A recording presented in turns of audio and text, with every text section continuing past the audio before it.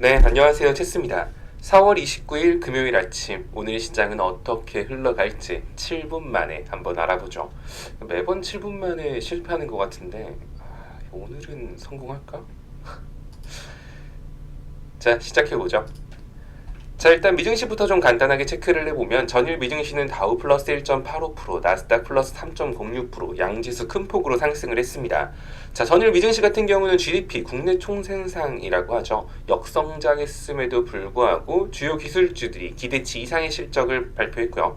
거기에 힘입어서 상승 마감했습니다. 사실 기술주의 실적으로 올라간 것도 한몫하긴 하는데, 그런 거 있잖아요. 와, 이거 역성장했다고 경제 안 좋아지는 거 아니야? 그러면 연준이 빅스텝 한 0.75% 이렇게까지 금리 인상 안 하지 않을까? 0.5%도 안 할 수도 있어. 0.25% 올릴 수도 있잖아. 이런 기대감까지도 좀 작용을 한 걸로 보여져요. 좀 아이러니하긴 하죠. 자, 그리고 기업으로 치면은 메타의 영향이 좀 크다고 보여지는데, 메타는 과거 페이스북입니다. 사실 실적이 개동망할 줄 알았는데 생각보다 선방했단 말이죠. 거기다가 이용자도 증가하면서 오늘 미증시 상승에 도움을 줬다라고 생각을 하시면 될 것 같습니다. 어제 장전 영상과 장전 브리핑에서도 말씀드린 내용이었고요. 뭐 그대로 올라간 것 같습니다. 자, 나스닥 주봉 차트 같은 경우는 121선 이 자리 쉽게 이탈하기 힘들다라고 했죠. 미중 무역 전쟁이 본격화됐던 시점, 코로나 때, 이때 아니면 이탈한 적 없는 자리인데 지금 이거를 고작 금리 인상 갖고 이탈한다? 이건 말이 안 된다라고 누누이 말씀을 드렸습니다. 따라서 나스닥 같은 경우는 121선까지 떨어질 수는 있어도 이 자리 깨지 않고 반등 나올 가능성 높다라고 말씀을 드렸고, 자, 말 그대로 반등이 나왔죠. 자, 역시는 역시였어요. 그런데 문제는 아마존이 똥물을 끼얹었습니다. 장마감 이후 아마존의 실적 발표가 나왔는데, 제가 다른 건 몰라도 사실 아마존 실적은 좀 기대된다라고 말씀을 드렸잖아요. 사실 이번 주에 제가 좀 걱정했던 거는 메타가 죽을 것 같은데 이거 시장이 버틸 수 있을까 이거였고, 아마존하고 애플은 잘 나올 것 같은데 메타가 똥물을 끼얹을 것 같아. 약간 이렇게 말을 했는데 메타가 생각보다 잘 나오면서 시장을 올렸고요. 아마존 같은 경우가 리비안 투자가 쫄딱 망하면서 리비안 주가 엄청 많이 빠진 상태잖아요. 리비안 주가가 많이 빠지면서 아마존이 적자, 실적이 똥으로 나왔습니다. 근데 일단은 본업에서 뭉개진 게 아니다 보니까 사실 이 부분은 그렇게까지 최악의 악재다라고 보기 힘들 것 같아요. 만약에 자기들이 영위하고 있는 사업 분야가 완전 망한 거면 좀 문제가 크겠는데 그런 게 아니니까 뭐 그렇게 이게 막 시장을 박살낼 정도까지는 아닐 것 같아요. 그래도 좀 뭔가 아쉬워요.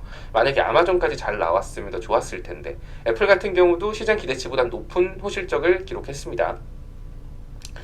자, 그리고 이제 이슈 같은 거를 좀 체크를 해보면, 자, 우리나라 정부가 우크라이나 전후 복구 재건에 참여를 희망한다라는 뉴스가 어제 나오면서 시간에 관련주들이 움직였습니다. 자, 여기에 대해서는 일전부터 제 방송을 보신 분들은 이거 예전에 체스했던 말인데 라는 거 아실 거예요.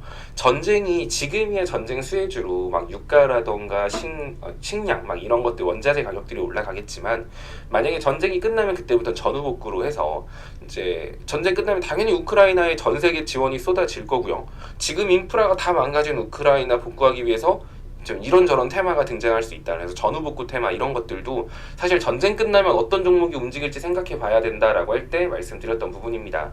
자, 인프라라고 한다면 대표적으로는 뭐 건설, 수도관, 철도, 도로 뭐 이런 것들이 있겠죠. 근데 물론 그런 게 있어요.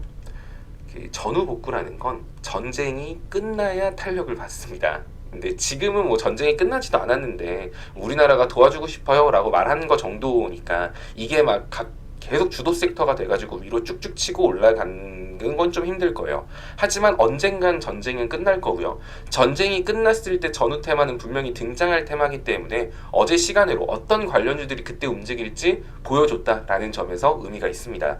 자, 전후복구 관련주 같은 경우는 일단 어제 움직인 종목들을 보면 대표적으로 현대, 에버다임, 이 친구 같은 거는 건설기계예요. 건설기계고 이 친구도 최근 낙폭 컸고 지금 480에선 뚜를랑 말랑하고 있는 상황이죠. 또 웹스, 건축 외장재, 뭐 신소재 이런 거 자동차 부품 관련주로도 알려져 있는데, 웹스 같은 경우도 일봉 차트 보면은 위에 갭자리 일단 두 개를 남겨놓고 있는 상황입니다. 그래서 이 갭자리를 전후복근 테마로 움직일 때 메꿔줄 가능성 높다라는 거, 이거 좀 체크하시면 될 것 같고요.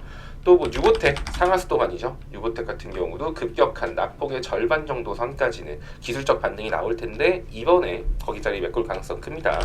자, 시공테크도 사실 이건 인테리어 리모델링 이쪽이기는 한데 그래도 어설프게 위에 갭자리 하나 만들어 놨고요. 급격한 낙폭이기 때문에 최소한 절반 정도까지는 기술적 반등 나오고 전후복구 테마나 혹은 추후에 우리나라 이제 막 그 건설 뭐 부동산 정책 나왔을 때 이 윗갭자리 메꿔줄 수도 있을 것 같습니다. 또 동양철강 이런 것들도 있죠. 동양철강 같은 경우는 평소에 상당히 느리긴 해요. 근데 올라갈 때 또 좋은 모습 보여주고 있고 현재 241, 120 볼멘 상단 지금 뚫을랑 말랑 하고 있습니다. 이 위로 안착하는 게 좀 중요하겠죠. 자, 근데 일단 오늘부터 뭐 얘네들이 랠리가 이어진다 이렇게 볼 수는 없어요. 중요한 건 전쟁이 끝난 다음은 좀 그래. 끝나기 직전? 막 이제 곧 있으면 전쟁 끝날 것 같은 분위기 있죠. 그럴 때부터 되게 멋있는 모습을 보여준 애들이죠. 금일 갭상승분은 반납할 가능성이 큽니다. 올라갔다가 뭐 오늘 시초의 시장 분위기 나쁘지 않으니까 뭐 좀 더 올라갈 수는 있겠지만 뭐 얘네 갑자기 막 상한가 잡리는 상태에서 다음날 또 상한가 가고 막 요렇게까지 급격하게 상승을 이어갈 가능성은 그닥 높지 않기 때문에 시초 단타를 들어가실 분들은 정말 장 10분 이내에 매매 끝난다라는 생각으로 들어가시는 게 맞는 거고요. 아니면 오늘 상승분 반납하면 그때부터는 매수 매력이 올라가는 섹터다라고 생각하시면 됩니다. 또 이쪽 말고 중요한 건 철도 관련주들이 있는데 철도 지금 막 우크라이나 막 다 부서지고 난리가 났단 말이에요. 지금 개인적으로는 사실 철도 관련주들이 추후에 전후복구 테마로서 대장격을 하지 않을까 생각을 하는데 지금 눈여겨보고 있는 건 일단 대원전선이 있습니다. 대원전선 같은 경우는 뒤에 거래량도 충분하고요.